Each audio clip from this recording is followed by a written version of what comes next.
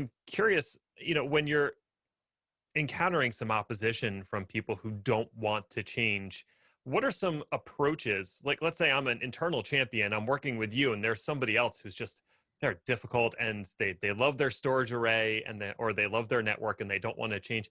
How can I start to introduce some of these concepts in like a way that doesn't make them feel threatened? Because I think that's usually what it is. They feel like their job is being threatened in some way. Absolutely. And I think nobody likes to feel like they lose a job. And it's always, whenever there's change in IT, massive changes, when virtualization came into play and we all started embracing virtualization, we're all like, oh my God, physical servers are going out. Well, they are, but not really. We still use them. So I think it's changing how people do things. So networking, I think, is kind of an easy one. So how many times have you mistyped an IP address? I'm like Never. every Oh, day. always. Yeah, Yeah, always. always. Like every day, like Today, at every least three second of the day. times. Yeah. Yeah. So True, that, actually. yes. Like I've mistyped IP addresses and, you say them, well, why do you mistype? And they're like, well, human error. And human error is the cause of a lot of our pain points. And when we start talking about, look, we don't want you to be reactive. We want to be proactive.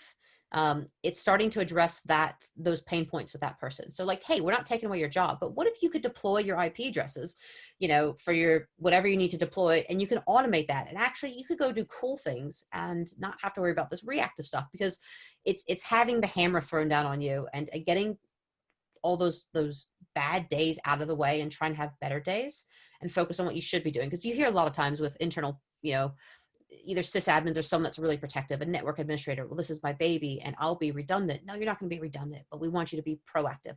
The biggest thing in organizations, and this is really tough as part of the culture change, is how are they incentivized? Mm.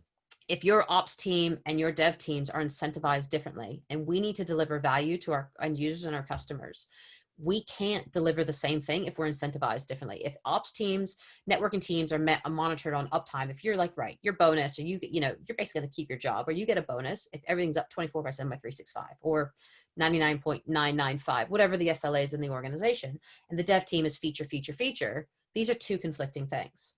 So we need to align also what the business is delivering to the teams, and that helps. So if you say to, Mr. and Mrs. Networking person, we're going to incentivize you to deliver X to the team, and not, and take out that downtime piece, and you incentivize that makes them go, okay, sometimes money talks, or maybe it's a day off, or it's some kind of incentivization for them to say, I've earned this and I'm going to work towards it. So, and that leadership needs to lead with that as well. And when they start seeing the leadership and the other teams embracing that, it starts to chip away at that. And it can be a really long, hard road.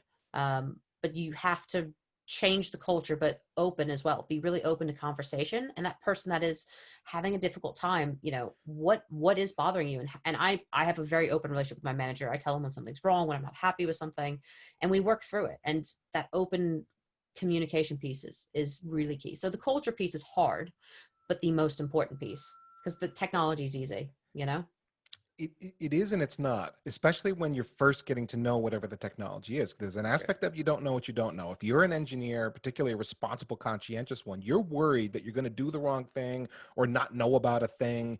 It's going to cause something to break, an outage, and you're going to be held responsible for that. And there's always that fear. If you know your legacy stuff, let's say, really well, and you're very confident in your ability to operate that stuff, you don't want to make a change unless there's a really good reason. I think that's a lot of it for a lot of people, just that.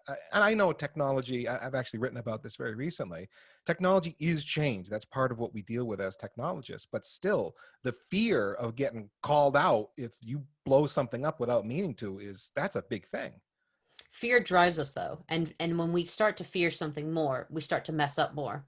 I'm Mm. afraid to make this change, so I'm just going to back off. And actually it can cause more issues. I mean, it's avoiding the inevitable, or something, or someone else makes the same error that you could have made. You go, phew, okay, person over there made the mistake, I didn't, I'm off the hook.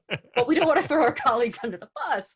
So why was that change not made by, but then you can also be the hero and the rock star by figuring something out. And that's the other thing too, as technology changes, like we're all in this industry for different reasons, right? I mean, I love the rate of change. The rate of change is also really scary, especially when you look at the cloud and how much is coming out there.